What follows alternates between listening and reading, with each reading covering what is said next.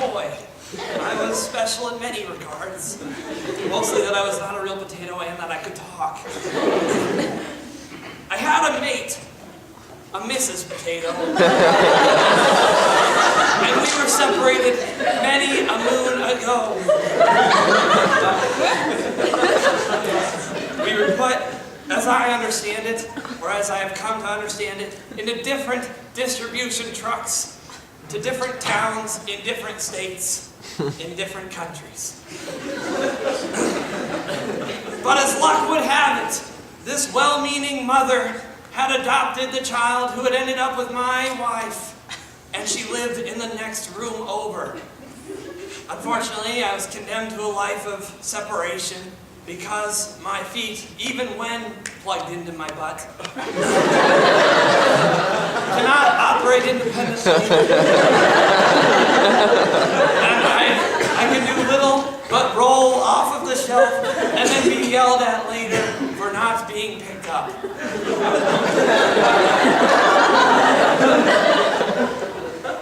But this boy knew that I was different. And he knew that I had a wife, and he had one shred of sympathy, I think, because he had nothing better to do at this time. So he agreed to reunite me and my bride, which was very kind.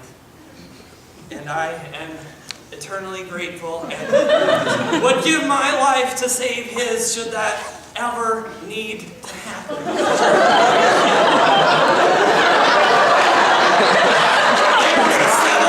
There's someone to be sure.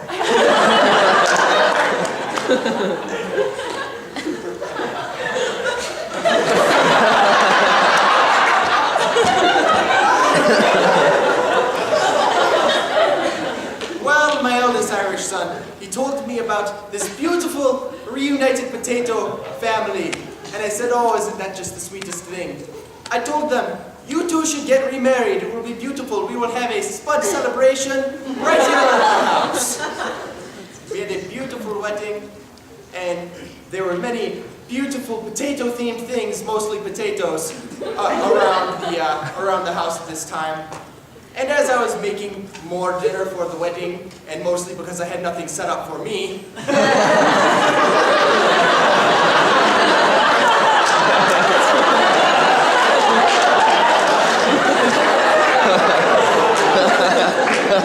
I was quickly moving back and forth between dish to dish, obviously not potato themed. I actually felt rather guilty for making so many potato things in my life. I was moving from carrots to broccoli to roast beef, back and forth, when suddenly that small Chinese child I adopted got in the way. I tripped over him and fell in the oven.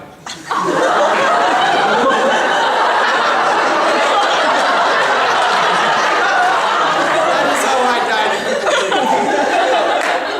died. So, my mother, obviously upset that she did not get a setup in that game that one time.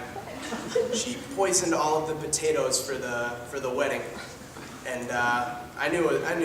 I could tell because she stopped calling me her lucky charm, which I miss so dearly now that she's gone. So, and while she was still with me, God bless her heart and her long hair, I wanted her to see me eat as many potatoes as I could. But here's the thing. I knew someone was willing to eat the poisoned potatoes for me. I know this because previously said so. So I grabbed Mr. Potato Head and I started feeding him all the potatoes, and my mother was watching. And she's like, where are all the potatoes going? I'm like, I'm eating them, Mother. They are delicious. I'm sorry I didn't set you up. What? I truly am. Mr. Potato Head knew what was going on. And what was going he was putting the potatoes in the other non-potato dishes, watching me eat the poison slowly and surely. So that's how I was murdered by Mr. Potato Toy in Cripple Creek.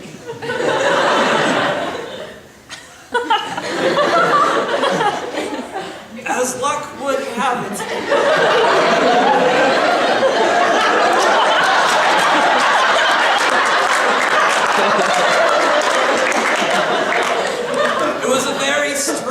coincidence that I am not alone in this world, and there seemed to be another potato who belonged to another large adopted family who also couldn't find his wife, and they made a movie about him.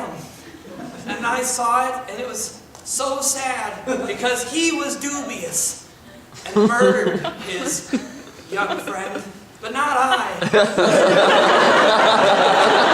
I, who lived in a different world and grew totally different owners, and had set up and been set up by other people. Weirdly enough, I also lived in a town called Cripple Creek, but it was not the same. That I can assure you of.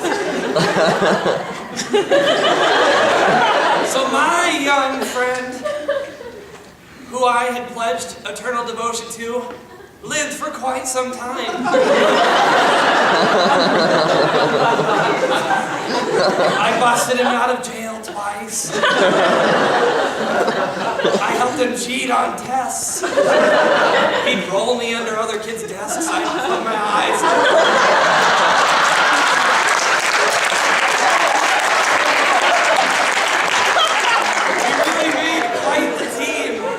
I think it's so sad that the other potato was so evil because they could have done so much good. My friend became president because I rigged elections. I could fit in the boxes and tinker with the votes. I was the best potato head that had ever lived. And live I did. Because I was made of plastic in the 60s. And that stuff, I assure you, will not degrade. No matter how hard that poor earth tries. So for 300 years, after my great and successful young friend, who grew so old and had so many children of his own, had passed from this earth and on into heaven, I am sure, I found myself stuck in the mud in an abandoned town, and I rotted over centuries. But it's okay because I was a good potato and had happy memories to pass the time. And that is how I eventually died in Cripple Creek.